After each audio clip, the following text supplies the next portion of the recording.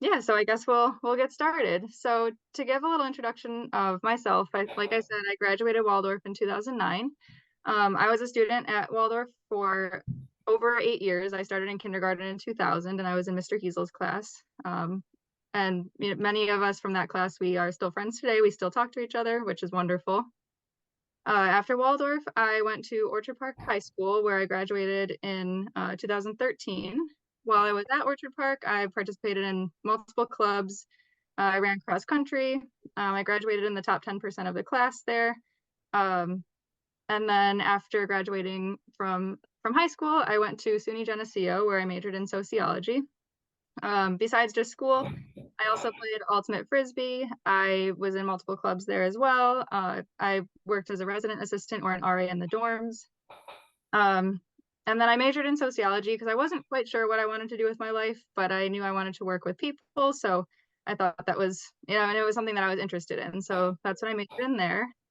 By my senior year, I decided I wanted to go to school to be a physician assistant. So after graduating from Geneseo, I took a couple gap years. I didn't get all the prerequisites done while I was at Geneseo because I decided so late that I wanted to go to PA school. So I took a couple gap years to do those prerequisites and get some experience.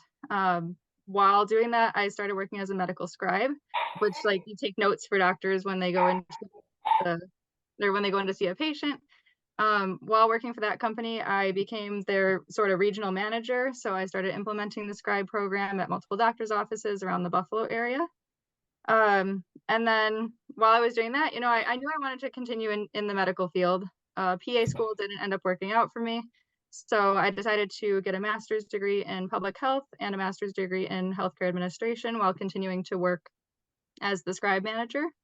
I got both of those degrees online. I graduated with one in 2022 and then one just this past fall. Um, Sorry, this is getting long. I'm trying to keep track of where I am. By the end of my first degree, my public health degree, I got the opportunity to start working for a medical technology company. It was a startup in Buffalo called Brook Health, and that's where I am today. So I'm currently working as a senior partner success manager, and I work in the remote patient monitoring department where we give patients devices to help monitor their health at home. So I implement that in doctors' offices, work with the patients, help onboard patients, things like that, kind of act as a liaison between the doctor's offices and our company. And then outside of work, I love spending time with my friends, my family, my cats. I have two cats that I live with at home. I live right around the corner from Waldorf, actually, right now. I bought a house in West Falls just a few years ago, and it has 3 units. So I work as a landlord. So I'm always working on house projects, fixing things, improving things in my house. Outside of that, I love being outside. I love kayaking, hiking, skiing, you name it. I like being outside. And I like being active, so I play volleyball once a week. And I like to attribute pretty much all of the stuff that I love to do outside of work to my time at Waldorf. I grew up outside in the woods, grew up doing hands-on things at Waldorf, learning woodworking and handworking and things like that. So I attribute all of that to, I feel like it was ingrained in me at Waldorf, just being outside and doing hands-on work. So I'm thankful for that. All right, that's my intro. Sorry, that was a little bit long. I will pass it off to, I don't know, whoever wants to go next. Go ahead. I'll go next. So, hello everybody. My name is Dan McAdam. I have, family members who've been in the Waldorf community for a while. I'm the class of 2004, and I actually went to Waldorf for 9 years because in 5th grade they had to split. It was early in the school's history, and they had to split the class, and I redid half of 5th grade. And so I spent 9 years at Waldorf, and they were all amazing. And I know I still talk to friends today. I just had one. I was talking about visiting me a couple weeks ago. So after I went to Waldorf, I I graduated Waldorf and I went to Nichols School in the city and went there, made a lot of really good friends, definitely a different atmosphere and environment. And then after graduating Nichols, I went down south to the University of South Carolina. And there I majored in supply chain management. Actually, I really liked the idea of sort of putting together processes. It's like a Lego puzzle to me. And so after I graduated, though, I realized it wasn't really for me, and I made a rather large life decision and decided that I wanted to learn how to build with technology. And so I moved to Austin, Texas, and I learned how to code at a boot camp. And then I got a career in software development. And so I've been in that career for over a decade now. And most recently, I've been working on projects that help companies with their reviews, sort of glean some insights from those reviews. If people are leaving reviews on certain products online or something, like apparently people like eating flaming hot Cheetos with cream cheese.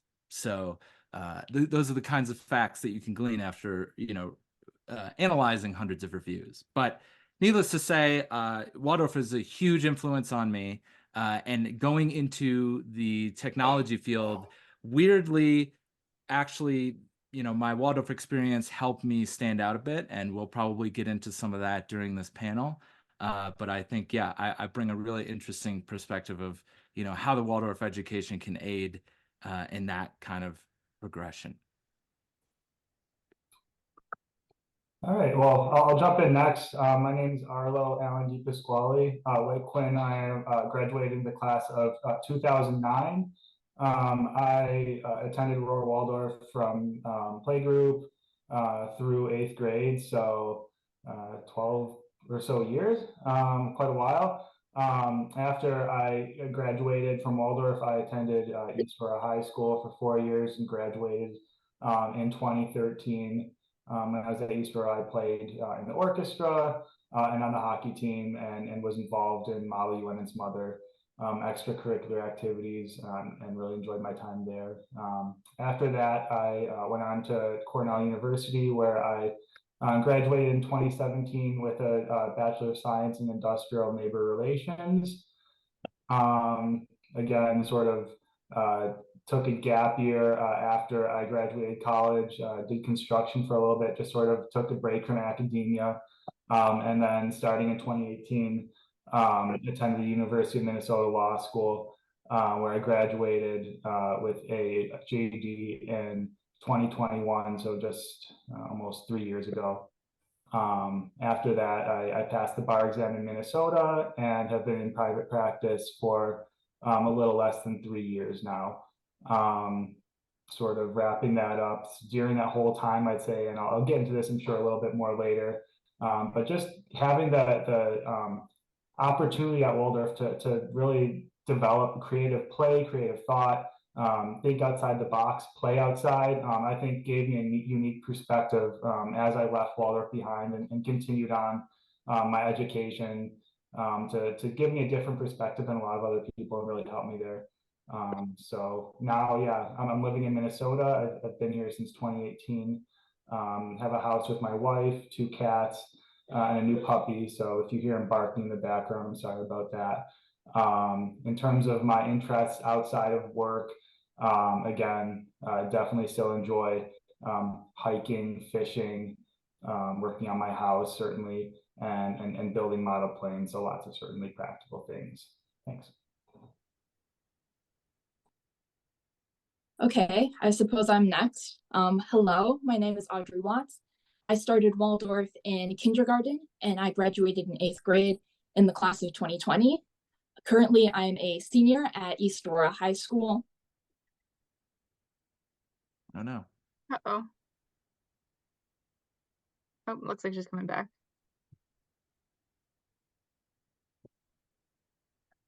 Did I disconnect there for a second? You did for just a second. I think you are a senior at East Aurora High School. Okay. Okay. Hopefully my connection doesn't keep breaking up. But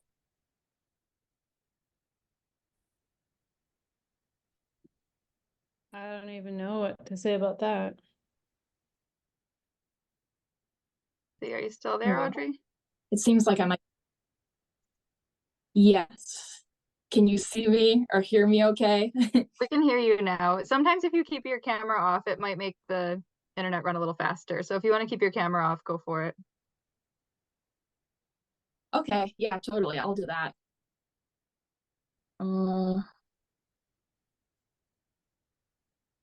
There we go. Okay. Okay, yeah. Okay, so I'll just pick up where I left off. Sorry about that. I'm currently a senior at East Aurora High School. In my freshman and sophomore years, I participated in a program called GLA, which was mainly focused on cultural studies and leadership. This summer, we went on a trip to Greece and Turkey. I participate in other things such as orchestra. I continued playing the viola. I started playing the viola in 4th grade in Waldorf, of course. And I also participate in things such as art club and other extracurriculars, including state. I'm gonna start studying in the fall at art. I'm gonna major in animation, and I'm really excited about that too. Yep. All right, awesome. Thank you, everyone. So now we will dive into the questions. We have some questions that that I'm going to ask the panelists. Like I said, those are more frequently asked questions, things we think that prospective parents or current parents may like to hear our insight on. So we'll go through those. We'll probably spend about a half hour, 40 minutes on those, and then we'll move on to the Q&A open floor Q&A session. So I'll ask the questions, and then panelists feel free just to chime in. You don't have to go in any certain order. Just feel free to add whatever answers you want to add. All right. So the first question is, how do you describe where you went to school to someone who has maybe never heard of the Waldorf education?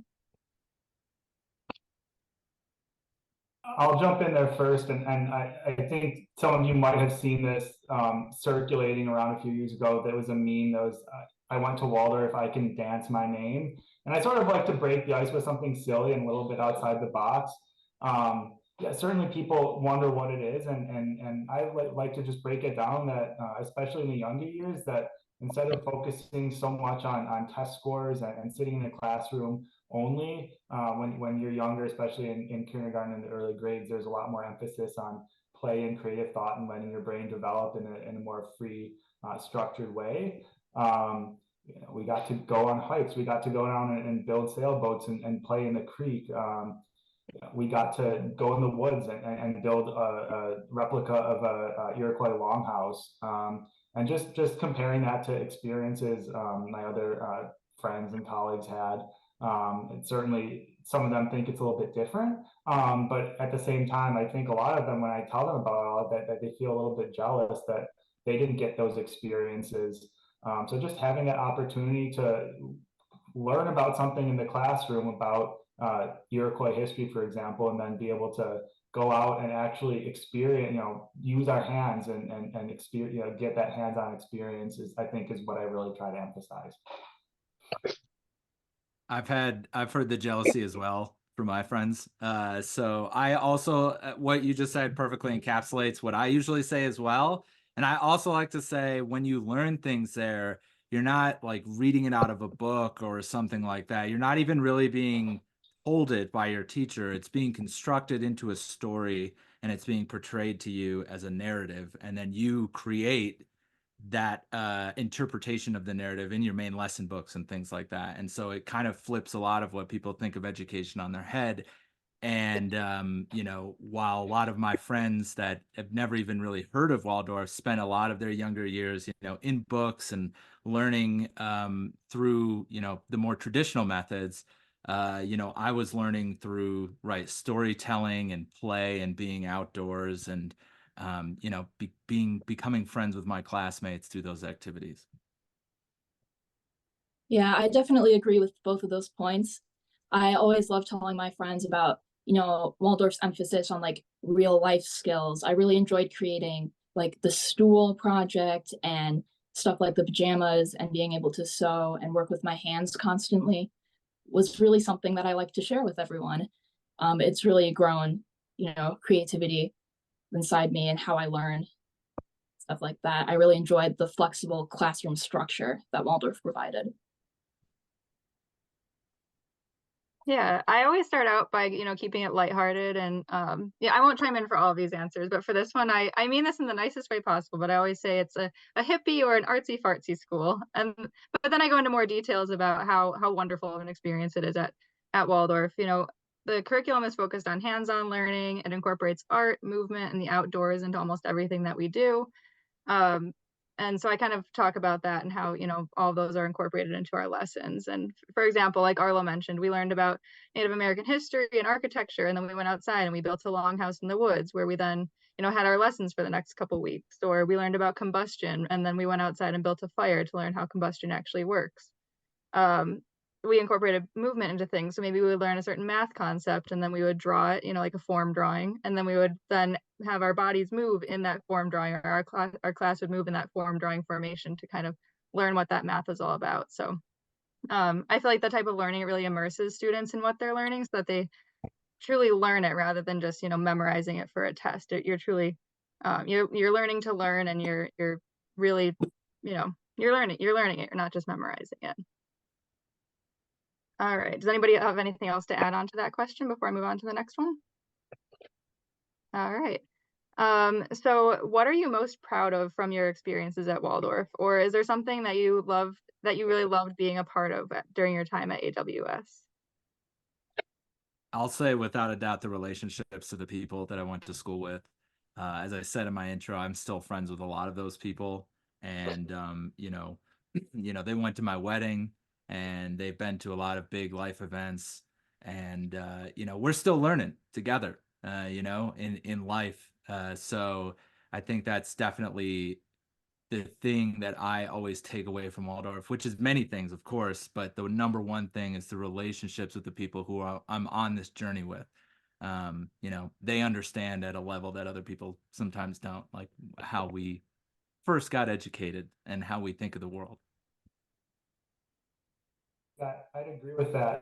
The same as all of you, I believe. But yeah, some of my closest friends to this day are friends I made at Waldorf, and similar to you, Daniel, been at some of the biggest life events for them, and continue to do so. So certainly those lifelong friendships. And then in terms of the education itself, something that was just so cool to me is like as some young teenagers putting on a full Shakespearean production and doing that from the acting to the sets to the lighting and music. Just being able to in that time be a part of that to me was so cool. And looking back on that, wow, we did that. That's pretty cool. So yeah, definitely. Yeah, I definitely agree with that point. When I was going to Waldorf, I would definitely consider myself to be a kind of shy kid. So it was very great to be able to participate in all the productions that we did each year, and going up on stage and reciting all of our German or different music lessons or stuff that we had learned really helped me to step outside of my box. And that's something that I really enjoyed, and that I'm proud of myself for while going to Waldorf, for sure.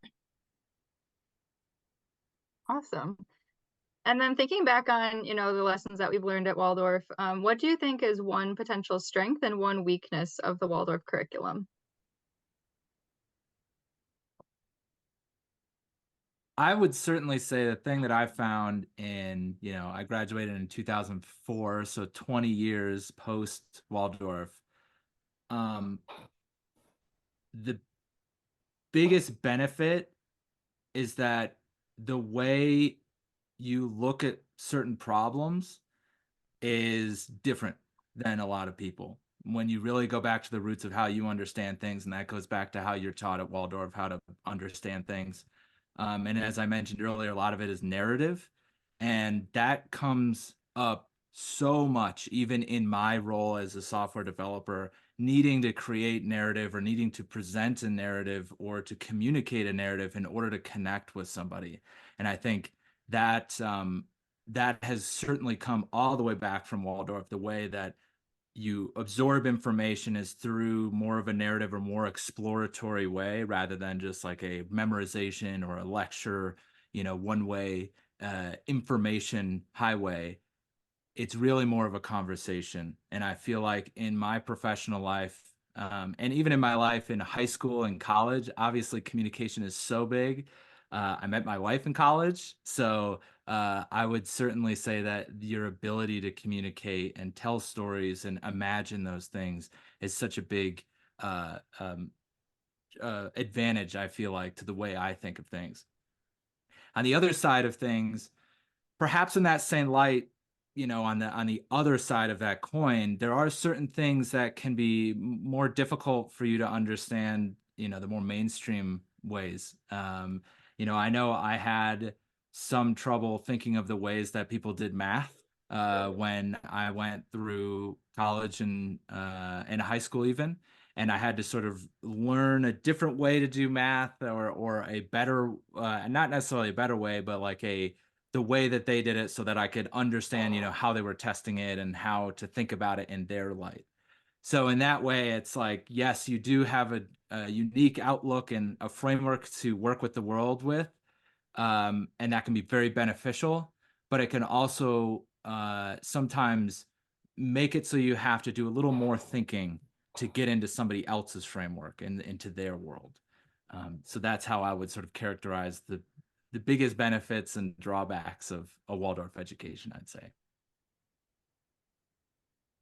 I can jump in next and I'd say similar points. Definitely the biggest strength to me is looking back on sort of my education and career after I left Aurora Waldorf, and just having that ability to think outside of the box, think creatively in my profession. Now, a lot of times, if you can come up with a more unique legal argument, just having a different way of looking at the same things, and sort of being able to visualize things a little bit differently than other people. I'm sort of drawn to a recollection I had with a project I was working on, and my boss was having a tough time, who was a brilliant lawyer, and certainly I respected and learned a lot from, but there was something that was like very visual in a way, and the way I was able to think about it was just a lot easier for me to then memorize and think about it a lot more visually than it was for him, who had to keep going back and looking at notes and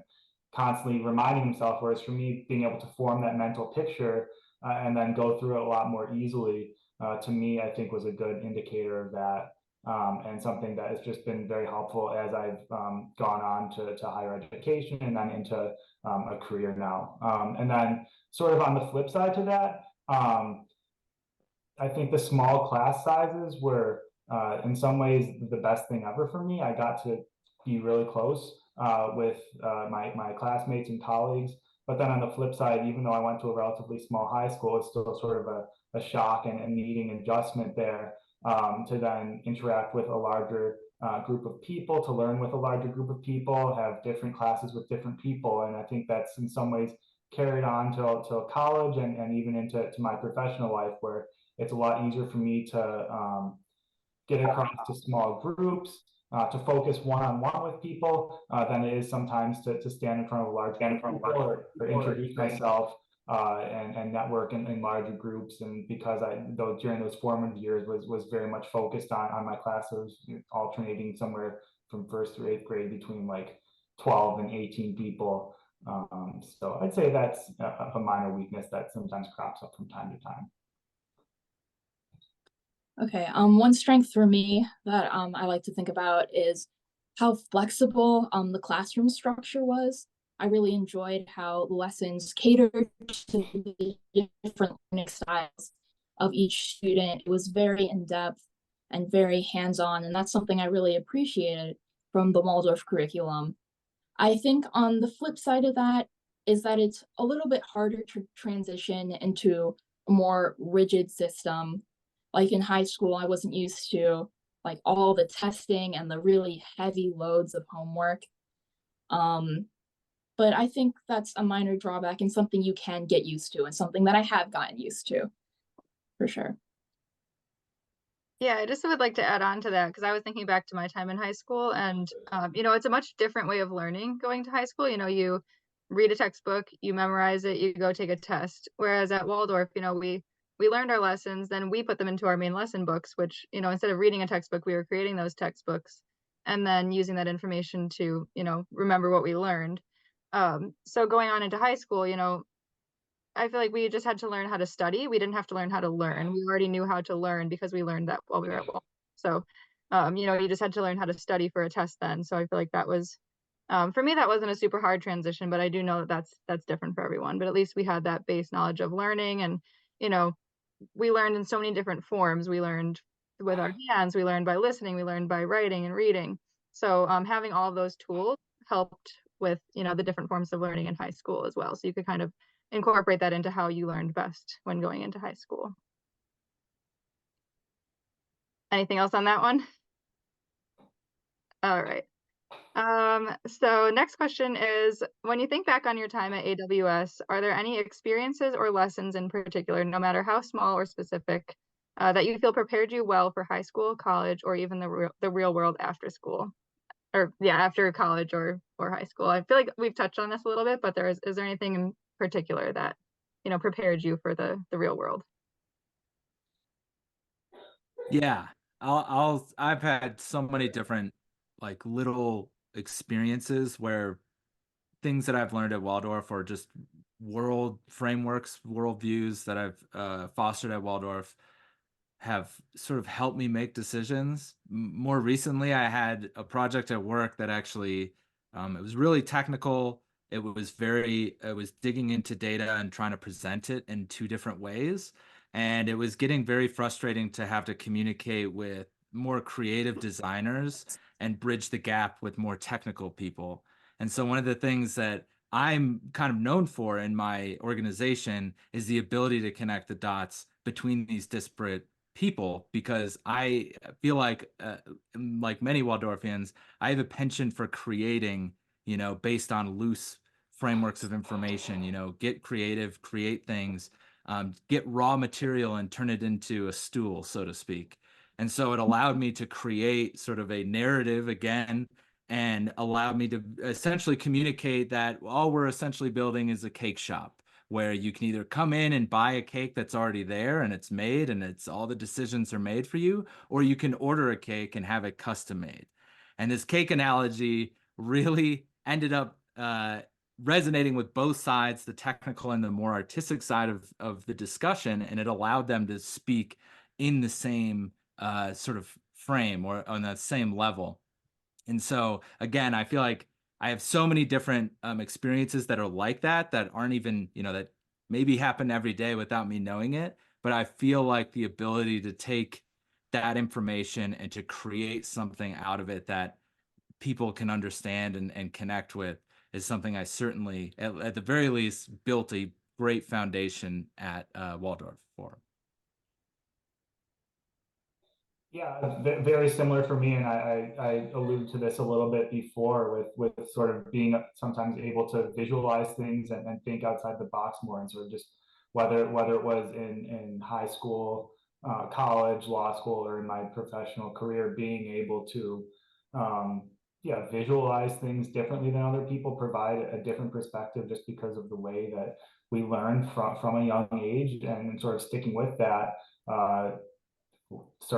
Definitely provided a yeah, made me an asset to teams that I was on, because I was able to more easily look at things from a different perspective. Okay, one specific little lesson that really stuck out to me is this simple exercise that my min lesson teacher used to do with the class. She would like choose a poem or a piece of literature or something like that, and she'd read it out to the class and like go through each line a couple times, and we'd have to listen to what she was saying and then write it down from memory. And I think this connects to a lot of the stuff that I've been having to deal with in high school lately, with taking a lot of harder level classes, working with AP classes and stuff like that.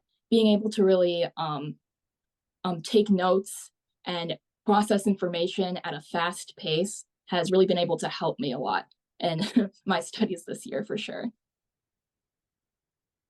Awesome. And I feel like we've kind of already mentioned this too, but do you have any, or do you believe any specific skills that you, or do you have any specific skills that you use today or that help you today that you learned or that you attribute to your education at AWS? This can be specific like physical skills such as woodworking or non-physical. I know we've already mentioned problem solving, but are there any other skills that you feel that you use today that you attribute to your education at Waldorf? Acting.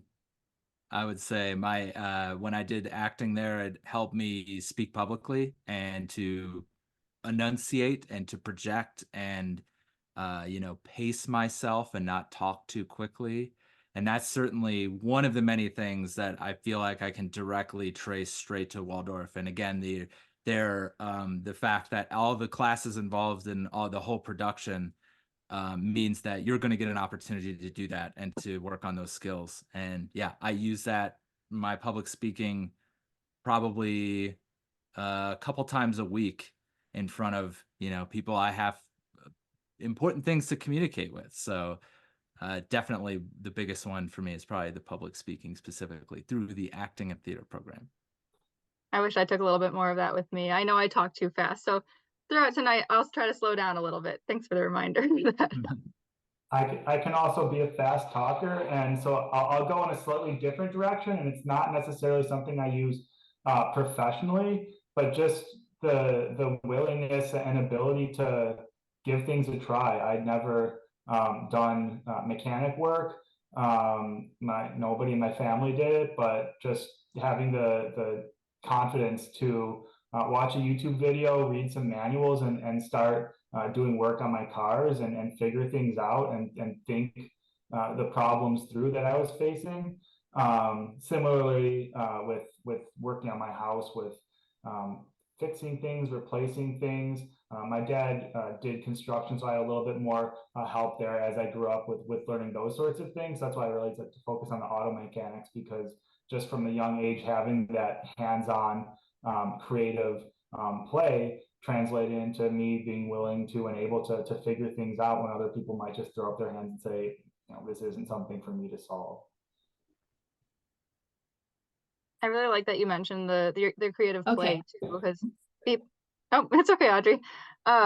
But I know people often wonder, why are they just playing so much in kindergarten? There's not so much learning like in public school. I think kids start reading in kindergarten and they start doing math in kindergarten, whereas at Waldorf it's more play.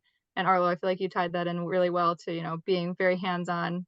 And now, same thing with me. I work on my house all the time, and I definitely feel like that can be attributed to, starting out with that hands-on play, pretending to hammer things and things like that as kids. Okay, now I'll hop in. I think the biggest skill that I gained from Waldorf is definitely the ability to express myself creatively. So like doing things in class such as like molding with beeswax or doing our watercolor paintings or drawing in our main lesson books is all those all fostered skills that I was able to take away and really I was able to find my passion for creating art in high school. And now that's what I want to build my career off of, studying animation at RIT. So yeah, that's definitely the biggest takeaway. All right, so now we have a couple questions that are a little bit more specific to transitioning into high school. I know that's a big concern for a lot of Waldorf parents or prospective Waldorf parents. So what are some academic challenges that you encountered when transitioning into high school and beyond? And what was the academic adjustment like from AWS to high school or college for you? I'll go first. So when I transitioned to Nichols, it was honestly the transition to the class size wasn't that big of a deal. I actually had sisters who already went to Nichols, so knowing some people did help. But I would say, the first week I was there, I made really good friends, and that made the experience a lot more honestly like Waldorf, where you're in it with friends together and you're all learning together. But I will say that the overall structure, to Audrey's point earlier, it was much more rigid than Waldorf, and having to be tested, and specifically on the more technical aspects. A lot of the writing I did really well on, and I feel like I was really well prepared for the more creative aspects of my high school career. And it's not so much that on the technical pieces I wasn't as prepared, as more so I needed to learn, sort of as they were saying, a different way of thinking about it, a different way of learning it and internalizing it, so that when I'm asked a specific question on a test, I'll know the answer. When a lot of Waldorf education is about, it's not necessarily to know the answer because it's going to be on a test. It's to know the answer because you want to know things, right? You want to engage with the world and understand how it works, right? And so having to change my mindset took me a little bit of a transition. But again, being able to make friends really easily and sort of carry a lot of those interpersonal skills from Waldorf into high school helped that transition greatly, to become not the new kid, right, from Waldorf, and become more of a a I don't know, not a non-Waldorfian. I'm always a Waldorfian, but I suppose a person who understands how other schools work a little bit better. I can follow that up. I remember the summer in between graduating from Waldorf and then starting high school in 2009. I did, it was called the International Studies Program, and it was sort of just a accelerated advanced program focusing on history, writing, English, language in high school. And there was each class had a couple summer assignments to do. And once I got the assignments, did them, and then the feedback I got was that the writing quality, the creativity again was there. It was clear that I had some knowledge, I had applied myself to it, but in terms of having followed the strict syllabus they laid out, that there was some work to do in terms of making sure all these boxes were checked and doing exactly what the assignment said. So there was a little bit of adjustment that happened there to be like, okay, I can't, there's more structure to things, assignments, that it's not as open-ended as write a story focusing on Greek history or a specific element of Greek history for your main lesson book. But this assignment has X, Y, and Z parts, and each one is graded. There's a certain weighting given to each one, and that you've got to have this, that, and the other thing to meet that. So it was just a sort of adjusting expectations, or adjusting my the way I did things to meet those expectations. And once I did that, after not more than a couple weeks, I did great. And I think, again, my Waldorf education prepared me very well for that. It was just sort of having that slight adjustment period, which was difficult. Like the teachers brought me and said, you didn't follow this, what's going on here? How can we fix that? But once I figured that out, once those expectations that reality became clear, it was certainly, I was well prepared just after that adjustment. Okay, I'll hop in next. I think my transition period was a little unusual because I transitioned during COVID. And so, starting high school, doing hybrid and working with all this technology, I think it'd be unusual for anyone. And let's see, but I do feel like I should, my point is very similar to the ones previously mentioned. I'm just trying to wrap my head around the very rigid class structure and being in an environment that's so focused on the grade you're getting and being tested on everything now. It was a hard transition, but I was able to do it pretty easily, I'd say. Awesome. And then on the other side of things, what was the social transition like? Yeah, so I mentioned this a little did you bit. have any social challenges with high school? Yeah, as I sort of spoke about earlier, I made friends very quickly at Nichols, and it was through, honestly, a lot of the extracurriculars is how I made my first friends, through playing football, or I was in the theater program as well. And I also had sisters at the school, and they sort of understood that a lot of friendships are cultivated from the Waldorf to the high school level, not just in the classroom, but also outside the classroom. And that's another reason why I wanted to involve myself in sports and extracurriculars, theater, stuff like that. And so I was not also the only person in my class from Waldorf. I also had Julian Williams, who went to Nichols as well. So he was another person that I got to go through Nichols with. And you know, he's another person I still keep in touch with. I just talked to him the other day, and you know, he's doing really well as a chef out in Pennsylvania. So he took a much different life path than me. But I would say, as you're transitioning into high school, the biggest thing to really keep into mind is that some of these people may know each other from previous schools or something like that, but they have no idea who you are. And so in that way, you can kind of think to yourself, how do you want to present yourself? You know, all Waldorfians are incredible and they have incredible creative abilities. The question is, how do you want to present yourself to a bunch of new people that you've never met before? And that can be really daunting. So that's why I really recommend, as you're making the transition, if you feel like you're having a difficult time or it's not, you know, clicking for some reason, having those extracurricular experiences with your classmates really can help make that transition a lot smoother into your new chapter in high school.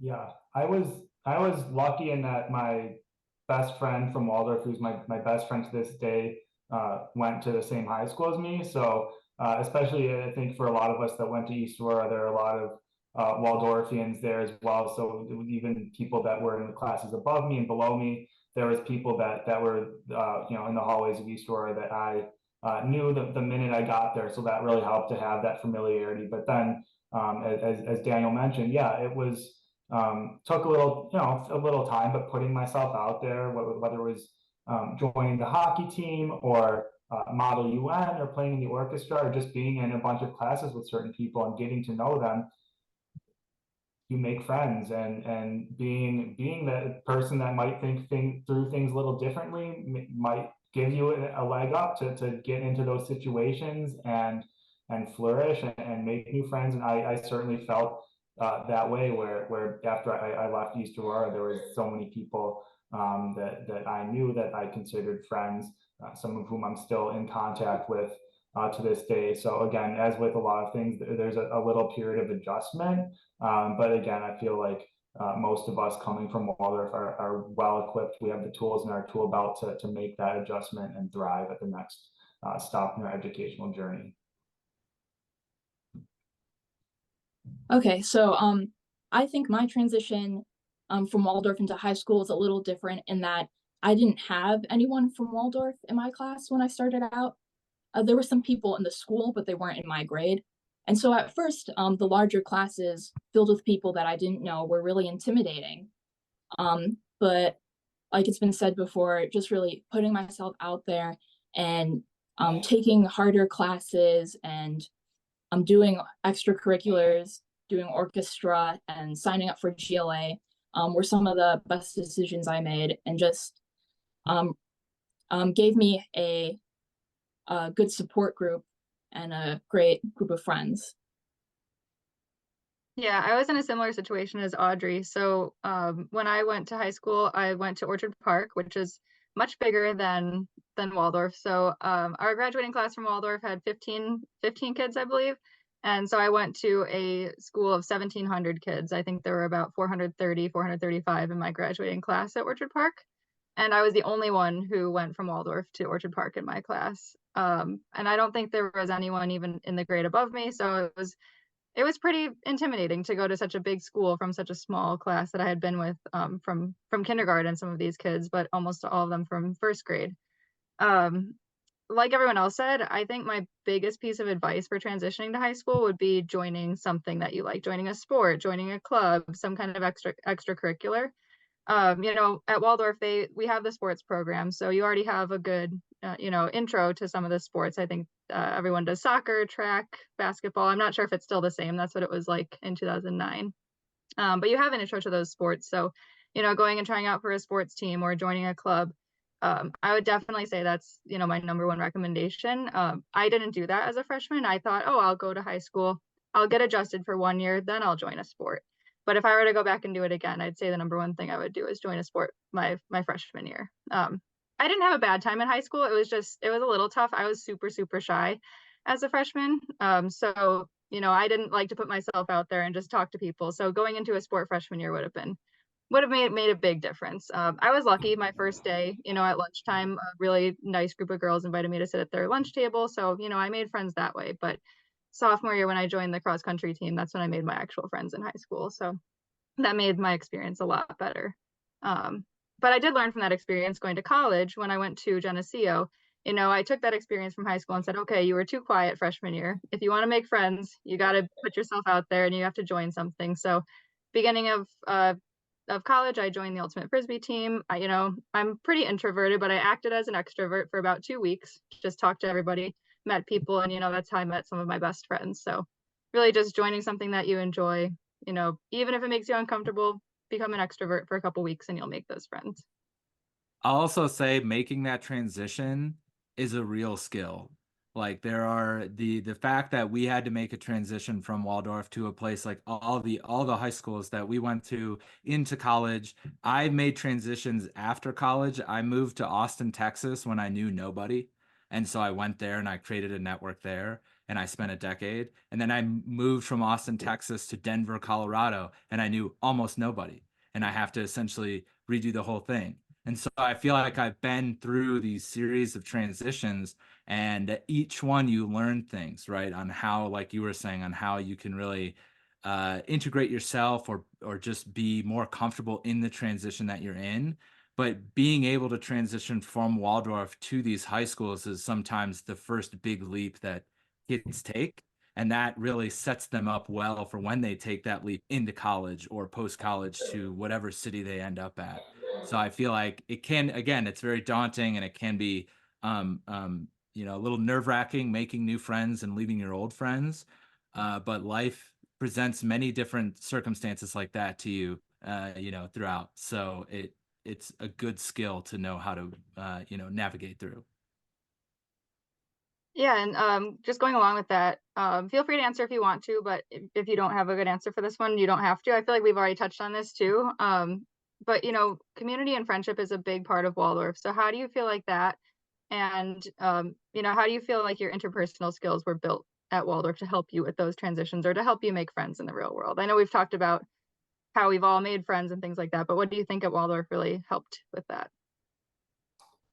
I think as you touched on, being an extrovert for 2 weeks, I'm also somebody that's not naturally the most extroverted person, but acting, again, we all had to do it throughout our Waldorf career, and getting that practice at being somebody else. And it's not like saying you're being fake, but being able to put yourself out there, even if it's not who you naturally are, having that experience of pushing through stage fright from first grade and going out there and reciting your lines gives you that practice to use those skills in the real world. It's certainly applicable in my job, and was applicable when I went from Waldorf to high school, to college, and then again college to law school and into my career. Yeah. Awesome. And then we'll just wrap up with one more quick question, and then we'll open it up to the floor. So what are one or two of your favorite memories from your time at Waldorf?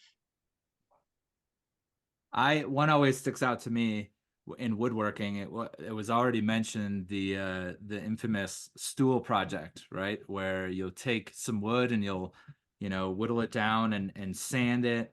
And you put so much work into it, right? To make sure it's smooth and it's even and it sits right. And I remember, putting so much work into it and stepping back and realizing that I put the seat upside down. And so I remember just having a moment and looking at it and thinking to myself, I could take the seat off and, just re-drill the holes and everything. But you know what? It was kind of a good reminder that, like, sometimes as we're building things, it doesn't always come out the way that we want it to. but making the best of that. And every single time I look at that school, which is now I think at my parents' house, when I visit and I see that stool, it immediately takes me back to being in the wood shop and making it and everything. So there's certainly a memory in all of the objects that we create at Waldorf, like my doll that my daughters play with. It's that I think those are probably the things that I am reminded of the most, seeing around my house and around my parents' house, of all the great times I had at Waldorf. For me, there's a lot of little memories, but the big one was doing the Hawk Circle trip in the last few weeks of our eighth grade year. That I know maybe some people at other schools get to do some sort of trip, but for us, being able to say, we got to do this wilderness camp where we'd like go off into the woods and build fires and all sort of go in the dark and try to navigate our way around and just have these really cool experiences. That to me was just like such a cool way to cap everything off, that we're all sort of a couple weeks from going our separate ways.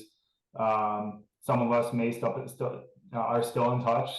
Some of the people I haven't really heard from since I left Waldorf, but having that last sort of moment of being all together and doing some of these activities there that we really all had to rely on each other as a team, as a unit, that really sticks with me. My favorite memory that I want to talk about is also a field trip. It's the farm trip that you take in third grade. Being able to go to the farm for like a week with your friends is super exciting, but I think also the level of responsibility that you have while you're there was also kind of fun. Like you take turns taking care of the animals, and you get to cook meals. And I remember being able to like make butter and see how cheese is made and stuff like that. It was really, really cool. A great learning experience that was also super fun, and something that will stick with me for the rest of my life for sure. I think one of my favorite memories was this one particular recess. So as you know, like there's recess outside every day, all year round, rain or shine or snow, no matter what the weather. Waldorf kids are outside. So I think I'm not sure if I was in fourth or sixth grade, but there was one recess where it was pouring down rain. There was this huge puddle out in like the far playground area. And we all, like multiple grades, I think like 8th, 7th, 6th, I don't even know how many grades, all of us just took turns like running and diving through this huge puddle. We got soaking wet, we got covered in mud. But just the way Waldorf is, like the teachers didn't care. They saw we were having fun. As a Waldorf kid, you have a change of clothes with you. So after recess, you go and you change your clothes and you're no longer soaking wet. So that was just like one of my favorite memories. I think there's still a picture that circulates around every once in a while. I believe Maggie Naughton's class might have been in 8th grade, either 8th or 6th. I can't remember when this happened, but it was just like another great sense of community of Waldorf. Like, all these classes came together, went sliding through the mud and the rain, and it was a really fun day. I remember that exact day. Yeah. Yeah, it was super fun. And again, like the teachers weren't mad. They just loved that we were coming together as a community and having fun. And doesn't really contribute to the education, but just the fun part, it's a great memory. Yeah. All right, so I think I'm going to open up to questions. So we did have one in the chat, and the question was just, are all the alumni on the panel, were we all there pre-K through 8th grade? So I was there kindergarten through 8th grade. So I did 1 year of kindergarten in teacher Mimi's class in the Ash Grove kindergarten, and then I was there all through 8th grade. I guess we'll just go around if you just want to say how long you were there for. I was there from 1st to 8th grade. I came around, my sister was in Waldorf, so I was around in kindergarten, but I didn't go to kindergarten at Waldorf. And then when I started at 1st grade, I knew a couple of the people that were in that grade, but that was my first official year. Yeah, as I mentioned before, I did 1 year of Teacher Kim's play group, 1 year of the nursery, 2 years of kindergarten, and then 1st grade, so 12 years altogether. I started off in kindergarten, and then I went up to fourth grade. For my fifth grade year, I did end up going to a different school, but we came back immediately the next year for sixth grade, and then I continued to eighth grade. Awesome. All right. So are there any questions in the audience for us? Feel free to just unmute yourself. I think you have the permission to unmute yourselves if you can. Just unmute yourself and feel free to ask us any questions, and then we'll just go around the room answering. We don't all have to answer, but if you have an answer, feel free to answer. I have a question. Go ahead. And I know some of you, when you were at Waldorf, this wasn't as much of an issue as it is now with children in schools and out of schools. But I'm curious if you have any thoughts about the prevalence of screens in education and in young people's general lives now. And Daniel, I know you mentioned you have children. If you have any thoughts about raising your children in a Waldorfian kind of way, or even Audrey, if you have any thoughts just about coming into a mainstream school where I would imagine all of your peers have cell phones, and how that transition was, and just general thoughts around the prevalence of screens in everyone's lives. Yeah. So I, grew up, obviously going to Waldorf, not really using screens that much. I did use the internet and such, obviously in the later classes to do research for some projects that I did. But yeah, most of my free time was spent outside playing. And, now I have a kindergartner of my own. She's about to graduate kindergarten, actually. And then I have an almost 2-year-old. So two way different levels of learning and ways of learning. And we do have screens in our house, but the way in which we want to utilize them, and this more so comes from me and my understanding as a technologist, since I'm a software developer. I work with screens all day, and I know how the internet works in a very fundamental level. And I certainly want to impart that wisdom onto my kids. And that's part of the reason why they have been introduced to screens. And it's very limited in terms of what they can watch on it, like all the educational shows, and very limited in the time frame that they can use it on. We've read a lot of studies about how having extended screen periods, even over 30 minutes, can start having at a time can start having some effects on the way the kids can think, and certainly their interpersonal skills can sometimes get mixed up with screens as well. So as parents, we have to really balance things and make sure we feel that we want to introduce our kids to technology. It's certainly going to be a big part of their lives as they grow up into high school, college, and beyond. And I want to make it part of my mission to teach them how technology works and how to use it responsibly. But I also know that many other kids in her class, have a lot more screen time. They're going to have cell phones. They're going to have, all sorts of smart devices. And me as a parent, I'm going to have a strong foundation as to why or why not my children should also have those things. So I feel like every parent and family has its own sort of philosophy or culture around technology. And a lot of how I understand children and technology comes from my experience as a child with relatively little technology, knowing that, you can learn a gajillion things that way. And also my professional life, working online and understanding where society is going and where all of our, large systems are going. And so being able to ease the transition, right, where she may not be as technologically advanced as some of her classmates that have unlimited screen time or something like that, but she'll have a good foundation to be able to transition to, a high school that demands more digitally from their students, or in college where she's going to sort of have free range to use that technology however she wants. So yeah, it's a little bit different for every family, but we try to really strike a balance and start it at how can we make it a learning experience and not just an entertainment experience, right? Yeah, I agree with that as well. And I know personally, I really appreciate, looking back, I really appreciate how disconnected Waldorf was from technology. Growing up, I started off really early reading. I'd read all the time, and being able to do art.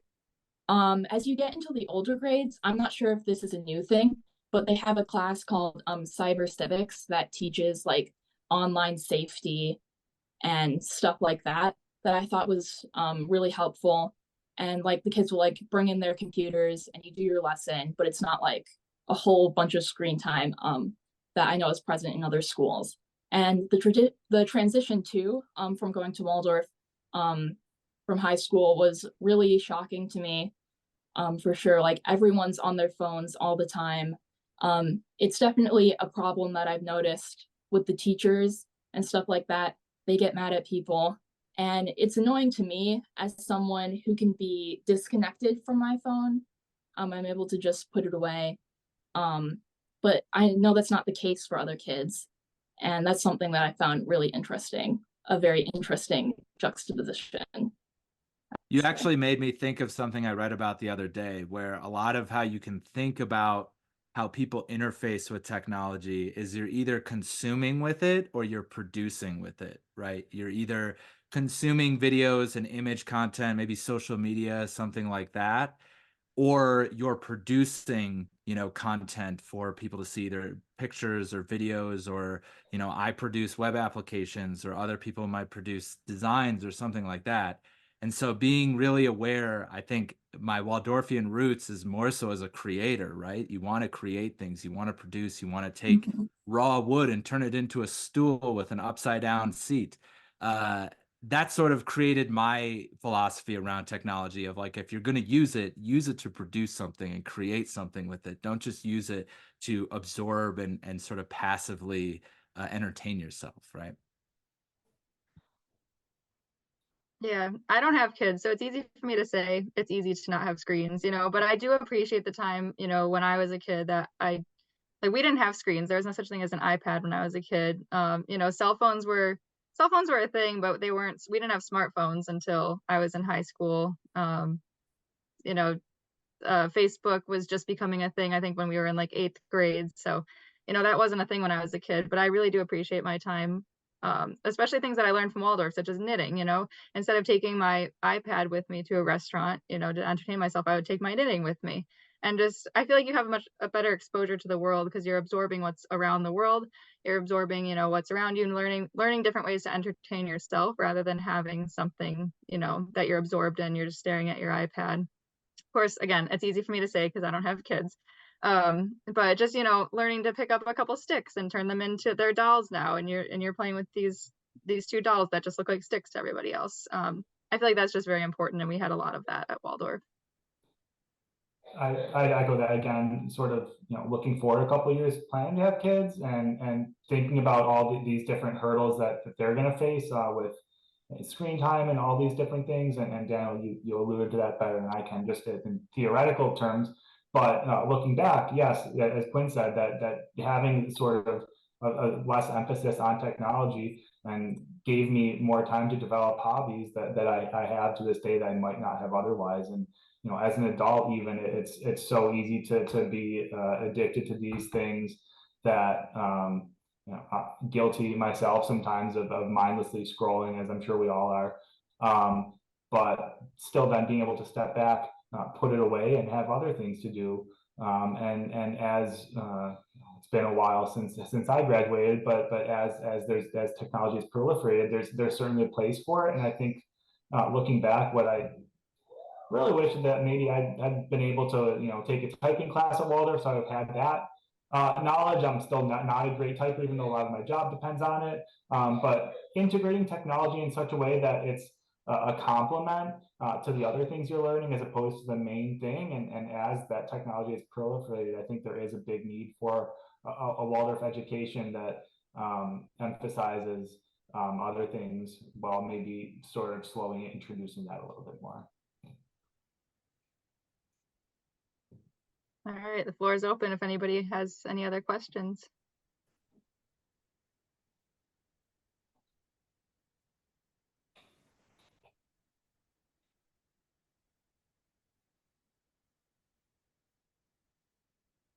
Anyone? Yes, I had a question.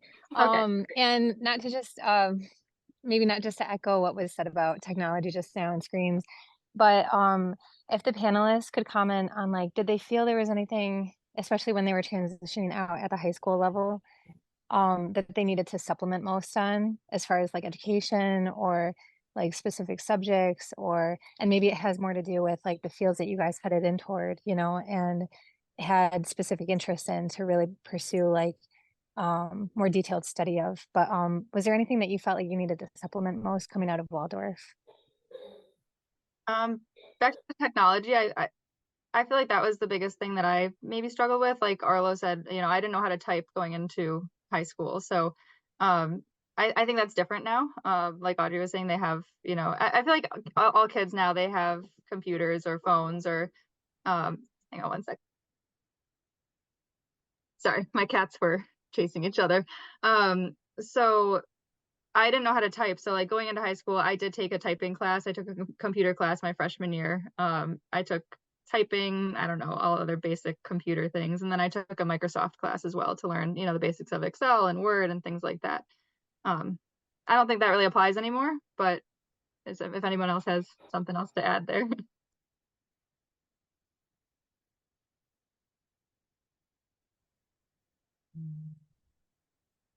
Yeah, that again, nothing really else to add. Like substantively, I felt in terms of my academics well prepared to jump off from where I left off at Waldorf into whether it was science or math or social studies or any other subject.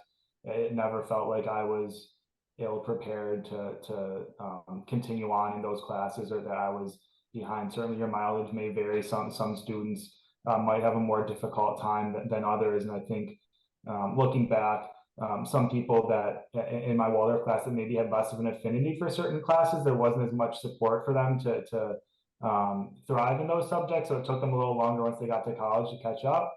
But again, my experience was 15 years ago, so I'm not sure how that is now.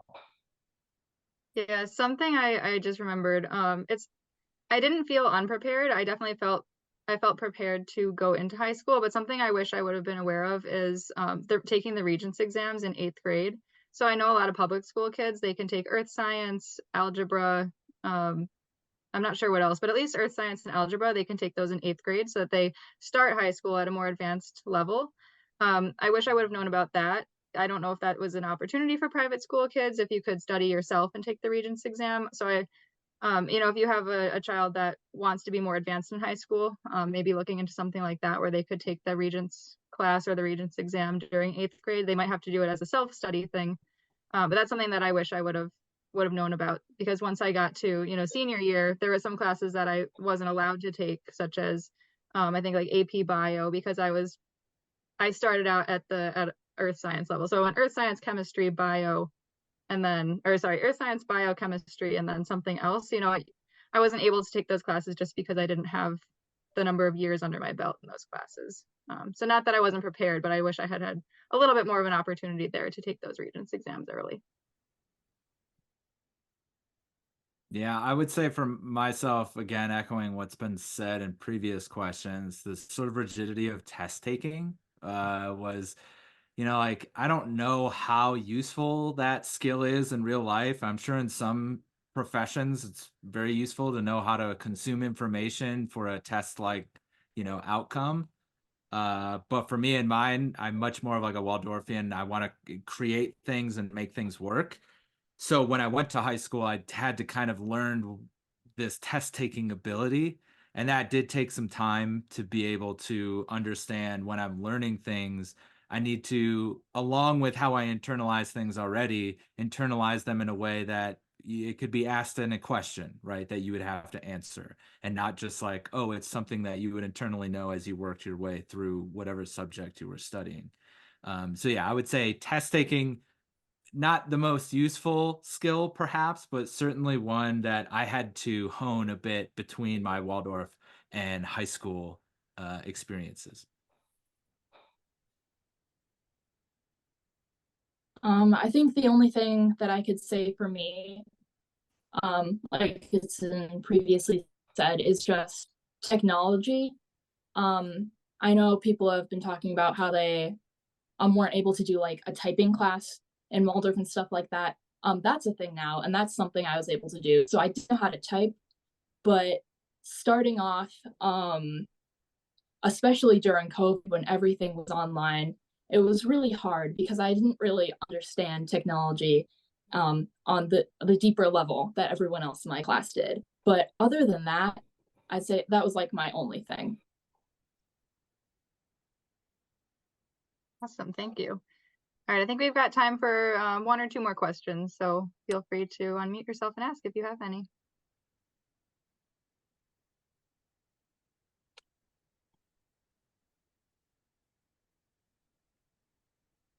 All right, and if not, anyone on the panel, is there anything that you feel like you would want to add that we didn't get to touch upon? Yeah, I would, since there's time, I was going to mention just in terms of the last question and test taking, like a huge portion of my education was test taking, especially law school. And it was like one test per class per semester and everything depended on that test. So, you had to be pretty good at it. And I had years to hone it, but even jumping from Waldorf to high school, I felt like I was still prepared. It was just in terms of the tests we had at Waldorf might have been a little different, but figuring out how to do it. And each test I had at different levels changed. And part of it was like learning how to take that test, whether it was the SATs or then for law school, I'm blanking out on the admission, the LSAT, learning how to take that, or then the biggest one of them all, taking the bar. And so much of that is like learning how to take that test and how to do well on that. And part of that is what Waldorf prepares us for, thinking, there's a certain level of rigidity to it, but thinking creatively to answer the questions that you have.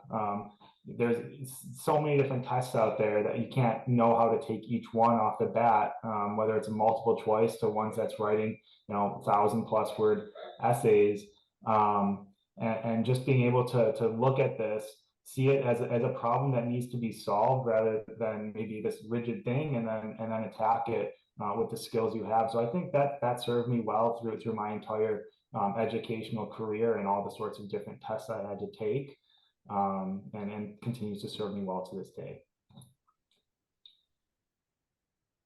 I would say that's also related to the transition aspect of, as Waldorfians, you have to learn to transition. You have to learn to change and to update what you know about things, because as Waldorfians, we think about things differently. And in order to move on into high school and into college, you have to get to know how those environments work. And so I feel like a lot of the time when people think about the transition, they think about it, I want it to be easy, or I want it to be, simple or something. And it would be great if it was, but even if it's not, it's going to teach you something really important. And pretty much every Waldorfian has had to learn this lesson, right? To make the transition into a non-Waldorfian state, environment. And you had to know how to be successful and to, find your own way. And I feel like that sort of is the goal of Waldorf, isn't just to educate you on, what certain dates are or certain math formulas or science experiments. I think it's really about teaching you how to learn and how to progress in life and the many transitions that you will be in, and still retain that, what I like to call a fearless curiosity, where you are always, looking for something, to do, whether it's knitting or, maybe playing a new song on the guitar or something that I feel all Waldorfians are just sort of pulled towards something in that regard. And that served myself really well in my career, being relentlessly curious and following things through of where they lead.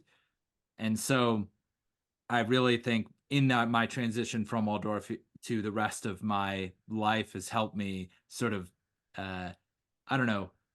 move beyond the stress or the anxiety of moving into a new unknown and looking at it as an opportunity, right? Instead of something to be afraid of, it's something to look forward to and to think, what could be there. You know, what can I make of this? What can I make of this new school or this new career or job or this new city? As Waldorfians, we've always had to transition into other places, and so I feel like it's really no different as you get older. You know, we're all pretty adept at it at this point. Thank you. I feel like that was a really good way to close it. So does anybody else have any other questions? I just had one thing. It's like so much of education is not like remembering one thing forever, but learning how to learn. I'll be honest, I can't remember how to solve a quadratic equation.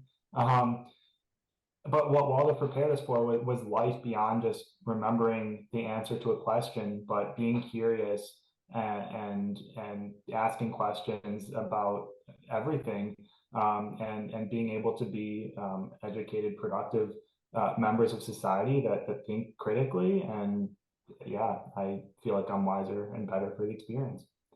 I agree.